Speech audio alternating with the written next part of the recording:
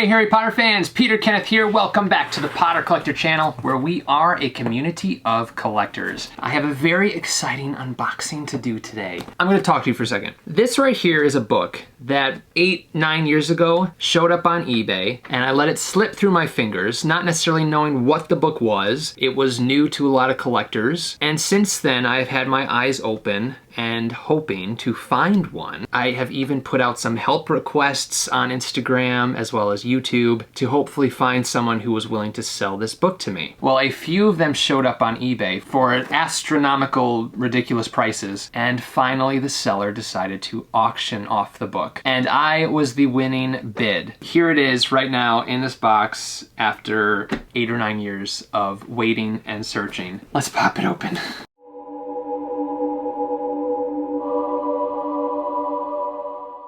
Ooh, I see it!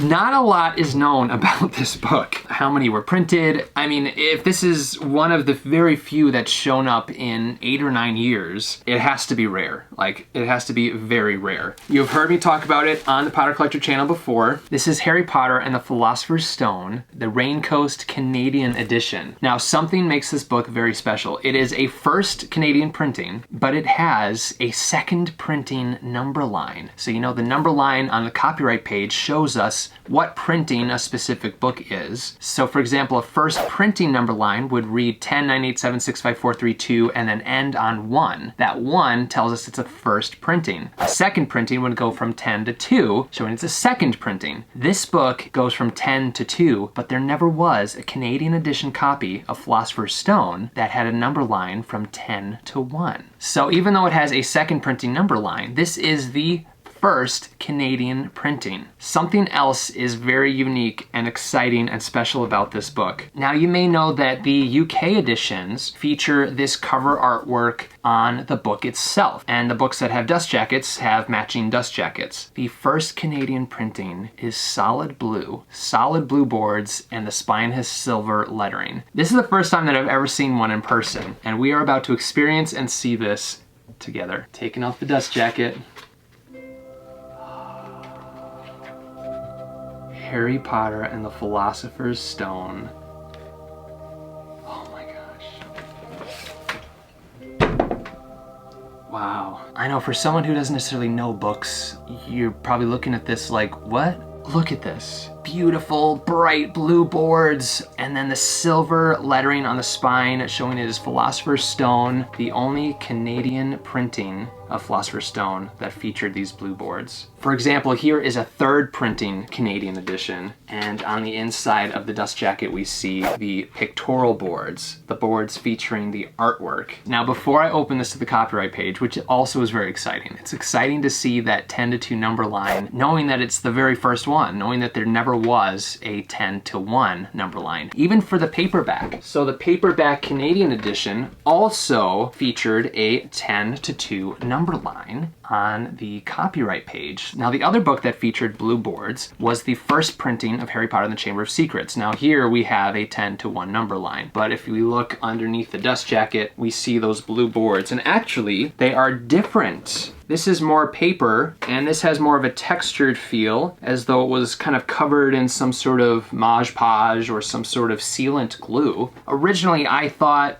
maybe that Philosopher's Stone was released alongside Chamber of Secrets, but because the texture is a little bit different, I don't think that that's the case. But anyway, so here is the other blue boarded Canadian edition. It's the first printing of Chamber of Secrets, and then on the inside you see that 10 to 1 number line. All right, we're gonna put this away, and then we're going to open up the copyright page of Philosopher's Stone, which I'm super stoked and excited to see for the very first time. Like, you can't even find pictures of this book. It's ridiculous. No past sales of it, no anything. I recently received pictures from another collector in Canada who had one of these books. Thank you, Dan, if you're watching, I appreciate that. So I was able to see it and familiarize myself with the book, but here is a copy in the Potter Collector Library, and we're about to see the copyright page. Okay, we have the half title and the title, which has the Hogwarts crest, and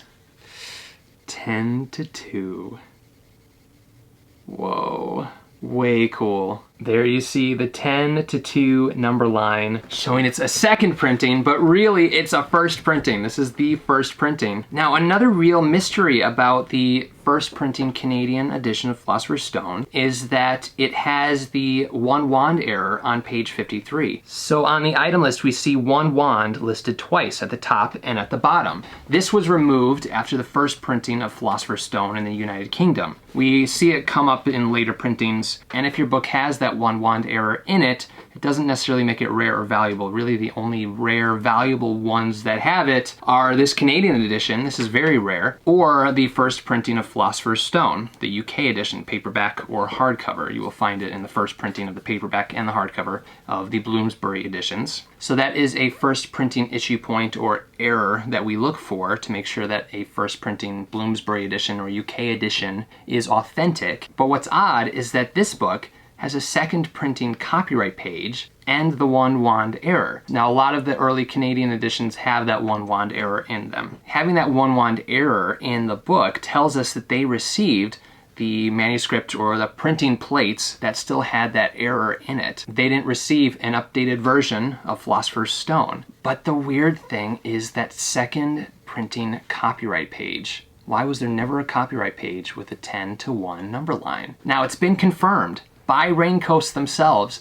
There is not a copy of the book with a 10-1 number line in their archives. So I think it may forever be a mystery unless there's someone watching who used to work for Raincoast or know someone who worked for Raincoast who may have more information on this. Please send me an email, leave a comment below if you have any information about this book and why it has a 10-2 number line being a first printing and why it has the first printing version of the book inside with that copyright page. Very, very interesting, very mysterious, but very fun nonetheless. And this book, after 8 or 9 years, is finally in my hands, and I could not be any more thrilled or excited. Y'all want me to read the first paragraph of a first/second printing of Philosopher's Stone? Mr. and Mrs. Dursley of number 4 Privet Drive were proud to say that they were perfectly normal. Thank you very much. They were the last people you'd expect to be involved in anything strange or mysterious, because they just didn't hold with such nonsense. This book right here now completes my first printing set of the Canadian editions. This is the last one that I needed to have that. I had the third printing in its place for when the day came, today, that this book would be here in the Potter Collector Library. If you have any questions about Harry Potter collecting, or anything else, please feel free to leave a comment down below. You can also reach me on Instagram at the Potter Collector, or you can reach me on Twitter at Potter Collector. It may take me a little while to respond to your comments and messages, but I will do my best to get back to as many of you as possible. Now it's time to like, comment, subscribe, and until next time, keep collecting. Thank you so much for watching. If you're new here, welcome. You can subscribe right up here. You can also look at some previously posted content down here. If you have any questions about Harry Potter books or collecting, please feel free to contact me. I'm always happy to help. But for now, I must go. See you next time. Whoa, where'd he go?